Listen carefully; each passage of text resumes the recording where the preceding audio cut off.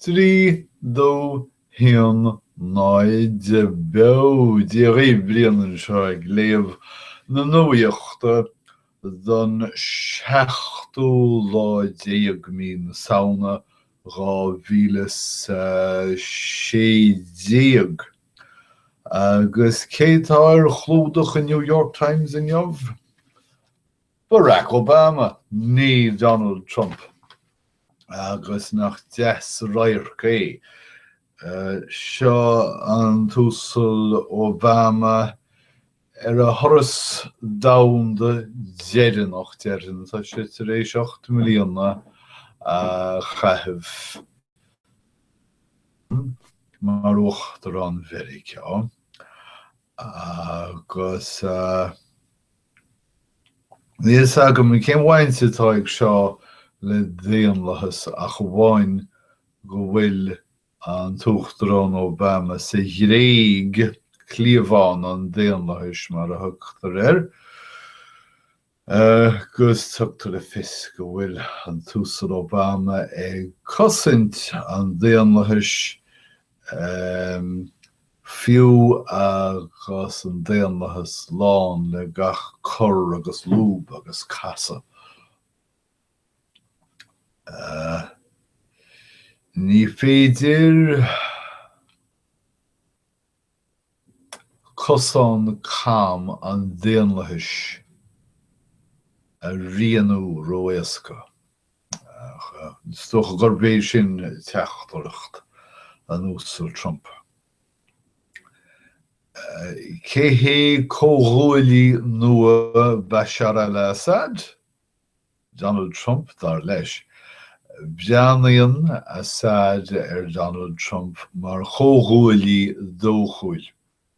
Agus cábhis tá Donald Trump chóhamaideach sin go bheiteach sé bheanú ar Assad mar chóghúilí.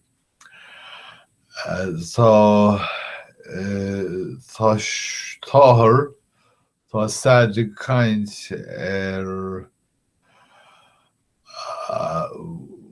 an teannas idir an Daonlathaigh agus rialtas Assad a bhuailú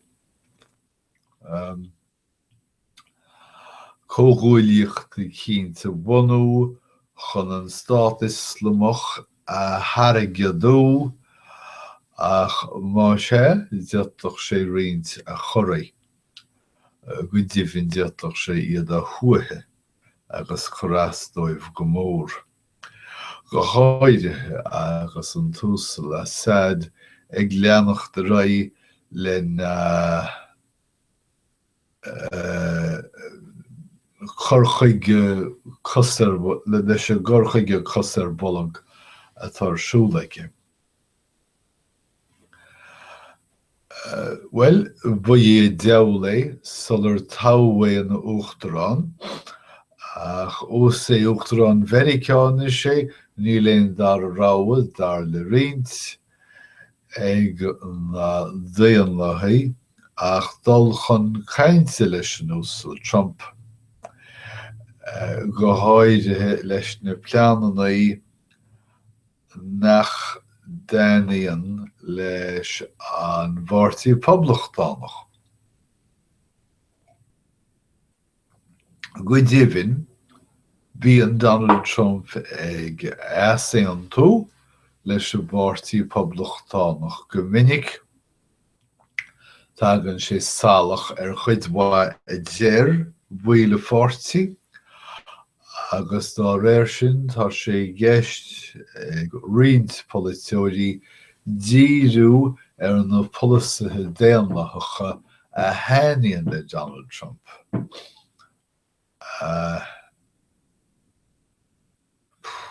An go éibrion tú leis an faisísteach nach ní gceist.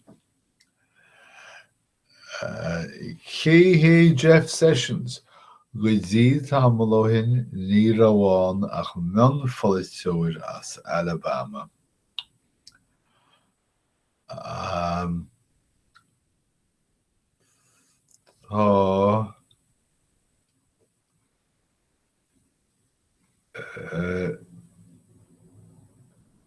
Taimhse an chinne ag leanocht an úsal sessions an bhealach fad súsa bóthar ó Alabama go Virginia. Is rá féidirtha don chabinéad sílim go bhfuiltear ag caintear mar ordaine nó rudi cínta gá le héad.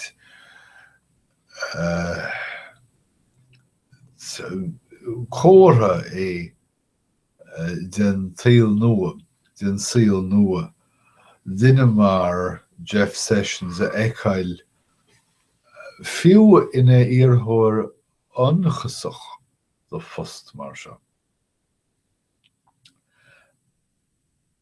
Ní deagachtú sé dúirt sé rudaí chó frith ghorum, chó chineach sin, gur thuncail sé iarthóireacht a bheithin I bhreithimh ní deagachtú sé. Fear féin leiteach go maithe a fear seo. Sé féin go héasca agus chuireann sé féin ó rá leis an dearca atá aige ar a dhaoine gorma. Cábhas céird a dhéanas sé in san chabinéad.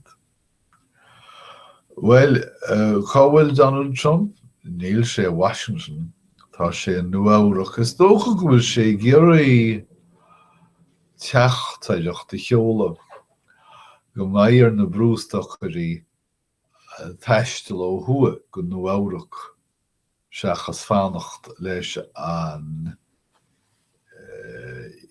uachtarán le techt.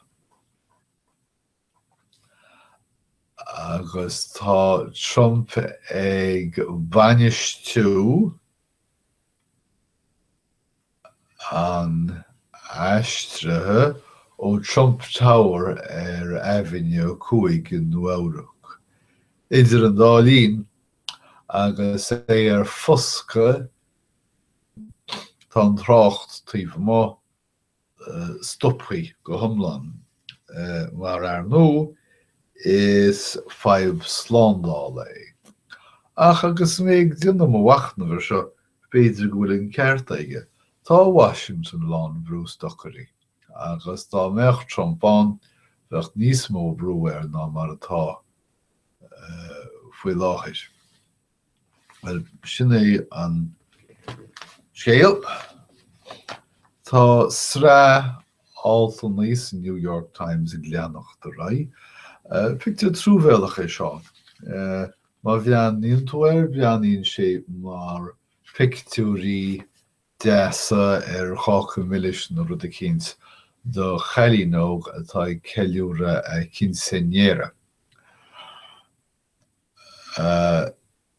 Agus tá a quinceañera á ceiliúra ach sa rélig mar Meiriceá Ránlaí amáthair an chóisiire agrú mar sin féin sa rélig agus ag go gcóisiir fachas nó páistí ag súgra sna leachanaí uaithe bhí aintíní ancail agus cail cearrachaí ina suí ar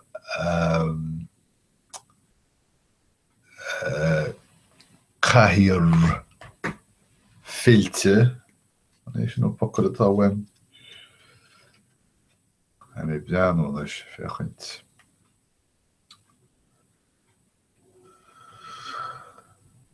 Chathaoir dheice. No. Níl mé ghlacha lei sin.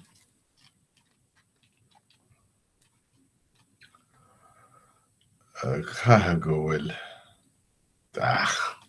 Chathaoir dheice. No. Cibé choróme ag sé agus chi siad ar bhlancéid stríochacha, riamhacha ach níor bhleis Veronica den Chachamiris. Nis níor cailín gan lochtaíach, ní raibh 5 bliana déag díos.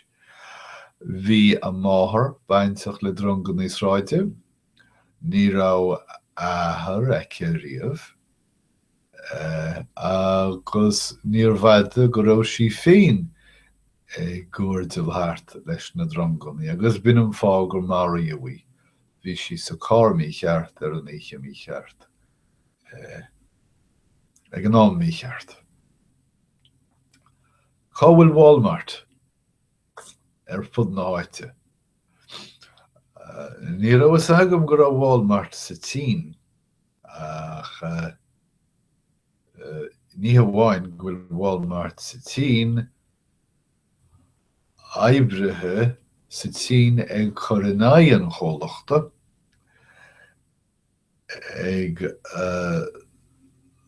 tuairt le tuiscint nach bhfuil siad ag íoc airgid go leor leis na hoibrithe, agus go bhfuil siad ag seasamh ina ceard chumanachí. Tá na hoibrithe ag eagrú le deacrachtaí ar nó, mar níl an rialtas róchúntach, ach tá siad ag eagrú. Tá os glíonn an scéal seo le Wang Shishu, oibrí de chuid Walmart leagú amach margheall ar obair ar son na glúiseacht oibre, ach idir a dálín tá sé ag eagrú oibrithe eile. Céir a dhéanamh san Stát? Well, faoi láthair, tá siad ag fannacht ciúin, ag breanú go háireach cún rumach áirtealach, feisialach ar an méid atá arsú.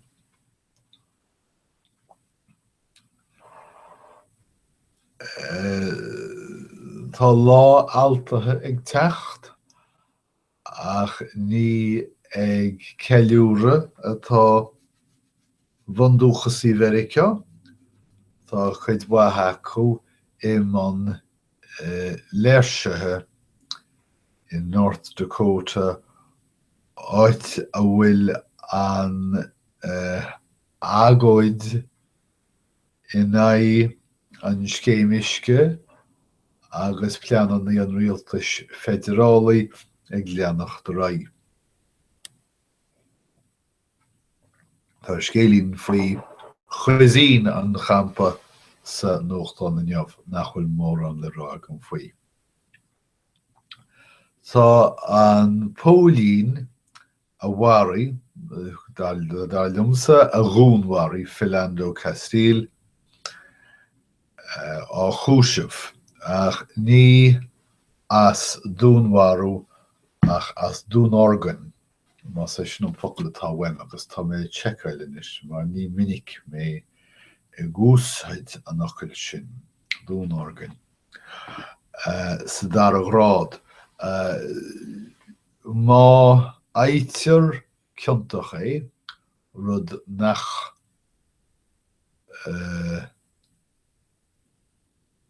dói in éachar, ní bhíofa sé ach coppla seachtain nó coppla mí sa phríosún, ach ní dóilem go bhíofar ciontach é. Múl. Chuid Claude Monet, a rinne sé sa bhliain 89 ar Canvas, agus furas $8.4 milliún ar a bhictiúr ag Christie's le déanaí. Tá daoine crackailte maithin sin, an fiú rairchar bith airgid mar sin. Ní léon chéile seo. Well, Meiriceá fuair Bob Dylan dúis Nobel na litríochta im líonna.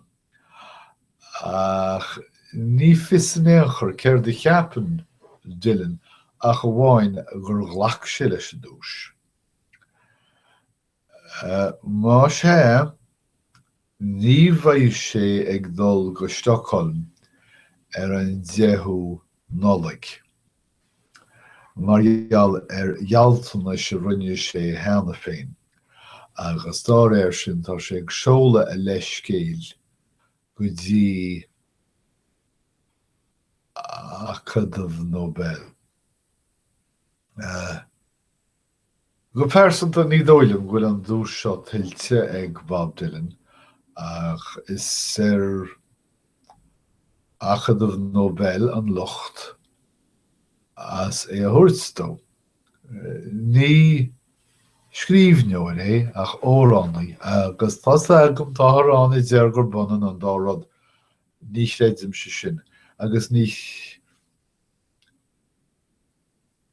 má táthar i gcéad breanú Dylan Bob Dylan mar ile agus beidir go bhfuiltaí breanú mar ile an sin cé gur film aithé tá fili a bhhaid ní searna is dam.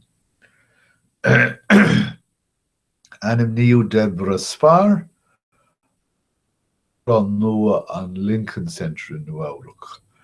Buacht an Barnard College go dtí seoí. I techt a gcomharbacht Jed Bernstein a dog an post. Well, fair play de Metallica tá siad ag treiseáil ó na 7 amach.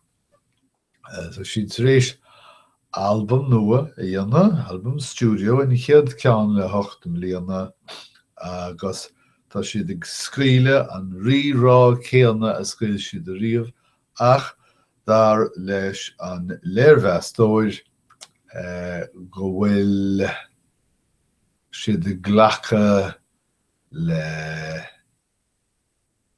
leis an duine fásta an tú freisin. Níl is agam céir é sa dheong comórtas éigin is dócha. Fuair Justin Verlander, níos mó vótaí chéad ráha. Má sé fuair Rick Porcello ón Red Sox sin Boston sílim. Dúis nó gradam sa dheong an léig Meiriceánaí. Is tócha go bhaineann sé seo le díorchluife nach bhfuil mór an ólas agam faoi. Well, ceirt an muintir Nuacht ag déanamh tar éis an tóchain úfar seo. Yoga, big gilly idirsleidiv,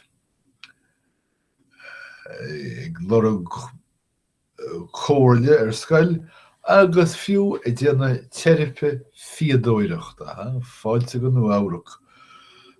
So sin iad na scéalta go léir, don déardaoin an 7 míle saona, tá stúil agam go mbeidh muid a caint le chéile a rís sarhad, agus idir an dálín guím ra dé a rih go léir agus tá súil agam go mbeidh muid a caint le chéile rís sarhad. Slán.